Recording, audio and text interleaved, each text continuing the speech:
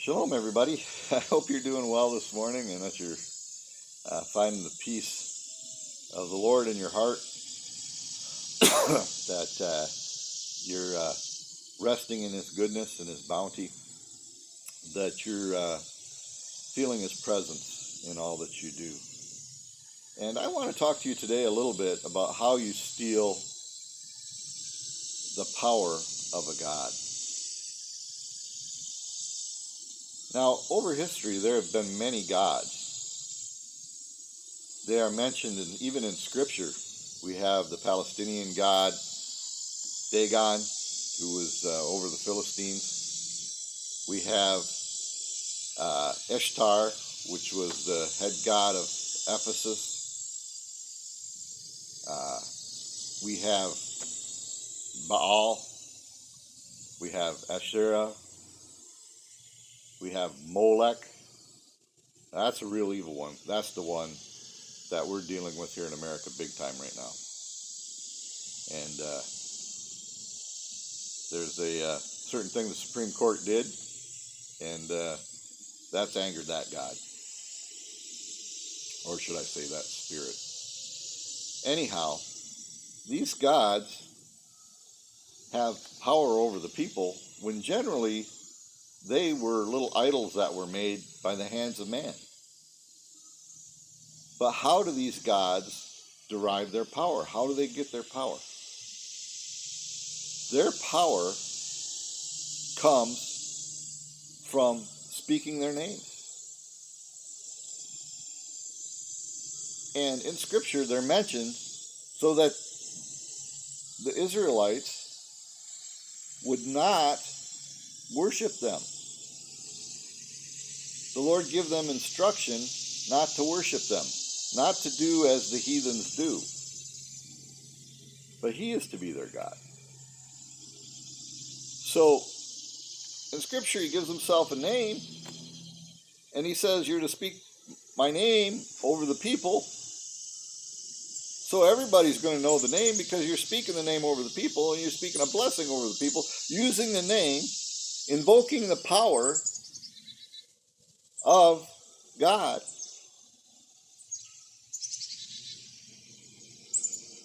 And they stop speaking the name.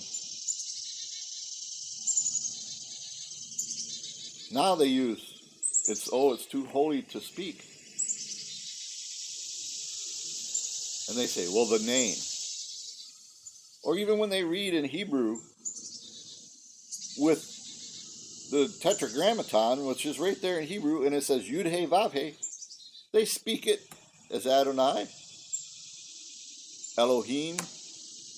They change it. They don't speak the name of our God. Now, I've been told they forgot how to pronounce it. I've been taught that it's been unpronounceable. You can't say it.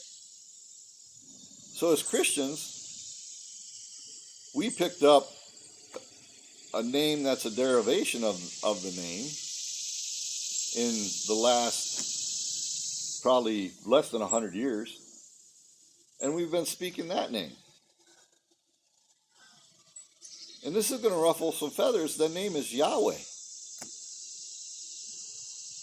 But truthfully, that's was our best interpretation of the name, but it's not His name. You know, you can be sincere and be sincerely wrong at the same time.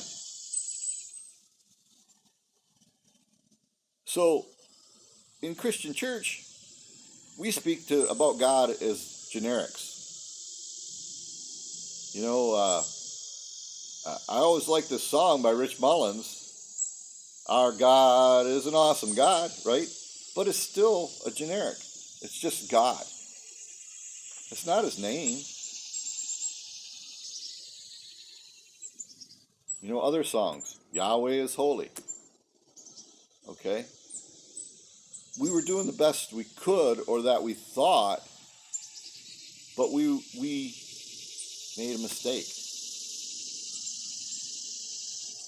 Now, in recent years, the name has been rediscovered. And many scholars agree that this is the name. And what lacked in pronunciation of the name was vowel pointings. And these vowel pointings are put in the Hebrew so that you know how to pronounce it. But it's not a letter, because everything in Hebrew letters is a consonant. There are not any vowels. The vowel pointings tell you how to pronounce. And this tradition of vowel pointings goes way back. But here we are, and scholars now say, well, we know what the name is. And this one scholar in particular, named Nehemiah Gordon, is credited with finding the name of the Lord again, the name of God, right? And he found it in the Aleppo Codex as he was doing some proofreading on 9/11 in 2001. Same time that the Twin Towers were taken down. And he found it once when the first tower went down, and then he found it again, according to his recounting of his story, is that he found it again in the Aleppo Codex when the second tower was hit. But ever since, he's been looking for more and more scriptures, and I believe there are around 1,800 manuscripts that they found this vowel pointing in that says the name of the Lord is Yehovah. Isn't it funny? Yehovah, Yeshua. It's quite similar, isn't it?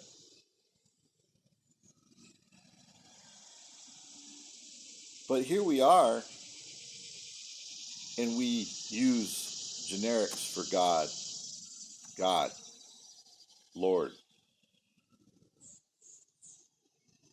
Okay? They use creator of the universe in the Jewish tradition. We use Jehovah. Now, Jehovah is fairly close if you take Yeh and Je, which there's reasons that could be. The reason that we use Jesus and the reason that we use Jehovah is because of some translational things with Greek. But the name of the Lord has not been forgotten. Even so much so, we go back to William Bradford, who was governor of the Plymouth colony, who came over on the Mayflower. The name of God is on his tombstone with the proper vowel pointings. The Dutch, I believe it was the Dutch, minted a coin, I want to say it was around the 1600s, that also had the vowel pointings on it. So the vowel pointings have been there, but we've been taught to talk to our Father, our Abba, in generics.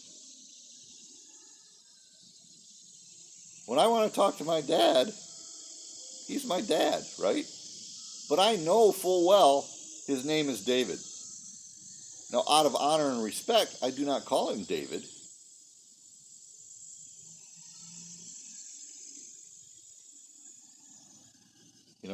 But here we are. We know the name now of our God, but it's not used. It's not invoked. And he gave instructions that his name was to be a memoriam, and that the priests, the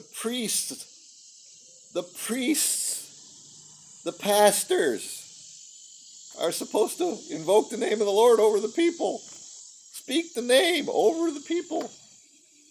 And we say, may the Lord bless you and keep you. And that's not the way it goes.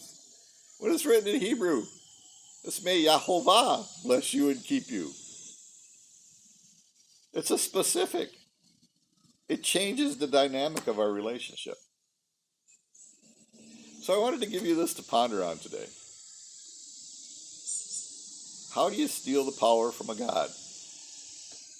And has the power from our God, Yehovah, been stolen? Shalom, everybody. Think on this.